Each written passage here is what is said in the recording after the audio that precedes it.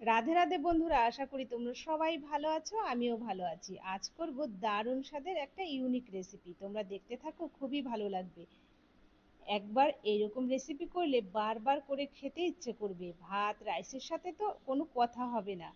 এই রেসিপিটার জন্য লাগছে দুটো কচি চিচিঙ্গা, আর লাগছে গাজর।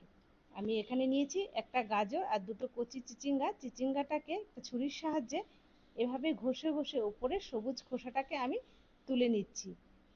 চিচিঙ্গাটা কুচি হলেই কিন্তু এই রেসিপিটা খেতে বেশি ভালো লাগবে। এবার ছুরি দিয়ে চিচিঙ্গাটার দু মাথা আমি কেটে নিয়ে একটা লম্বা করে চেরা দিয়ে নিচ্ছি। ঠিক এভাবে চেরা দিয়ে নিতে হবে। এবার দেখো, এই চিচিঙ্গার যে ভেতরে বীজটা যদিও কচি, তবুও কিন্তু এই চিচিঙ্গার বীজটাকে ফেলে দিতে হবে। দিয়ে এভাবে সরু সরু করে আমি লম্বা লম্বা করে কেটে নিয়েছি। এই রেসিপিটার জন্য ঠিক এভাবেই কিন্তু চিচিঙ্গাটাকে কেটে নিতে হবে। গাজরটাকেও ঠিক এভাবেই আমি কেটে নিয়েছি। দেখো কত সুন্দর লাগছে দেখতে। এবার আগে থেকে আমি মটর ডাল 100 গ্রাম ভিজিয়ে রেখেছিলাম মিক্সিতে। মটর ডালটা দিয়ে আমি পেস্ট করে নিলাম। লবণ হলুদ দিয়ে ডালের বড়াটাকে আমি ভেজে নিচ্ছি কড়াতে।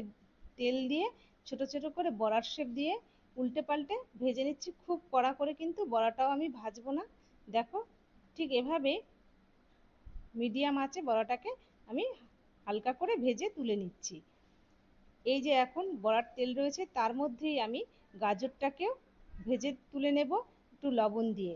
50% মতো সেদ্ধ হবে, ঠিক ওই পর্যায়ে আমি গাজরটাকে তুলে নিচ্ছি। দেখো, ঠিক এই রকম অবস্থায় গাজরটাকে আমি তুলে নিয়েছি। আর ওই তেলের মধ্যেই আমি চিচিঙ্গাটাকেও লবণ দিয়ে ভেজে তুলে নেব। এটাও 50% সেদ্ধ হবে, ঠিক ওই পর্যায়ে গ্যাসের ফ্লেমটা মিডিয়ামে রেখে নেড়ে চেড়ে ভেজে আমি তুলে নিচ্ছি। দেখো কত সুন্দর লাগছে দেখতে, চাউমিনের মতো হয়েছে। এবার কড়া বসিয়ে দিয়েছি। কড়াতে সর্ষের তেল দিয়ে একটা ফোড়নে দিয়েছি গোটা শুকনো লঙ্কা। একটা বড় সাইজের পেঁয়াজ 4 ভাগ করে আমি খোলাটা ছাড়িয়ে নিয়েছি। পেঁয়াজটা দিয়ে একটু নেড়ে চেড়ে দিয়ে দিলাম কিছুটা রসুন কুচি। রসুনটাকেও কিন্তু লম্বা লম্বা করে আমি চিড়ে নিয়েছিলাম। আর দিয়ে দিলাম 4টে কাঁচা লঙ্কা চিড়ে। এই সবজিটার মধ্যে কিন্তু কোনো মশলা আমি দেব না। এই মশলাতেই কিন্তু এই সবজিটা রান্না হবে। দেখো, এবার দিয়ে দিচ্ছি জল।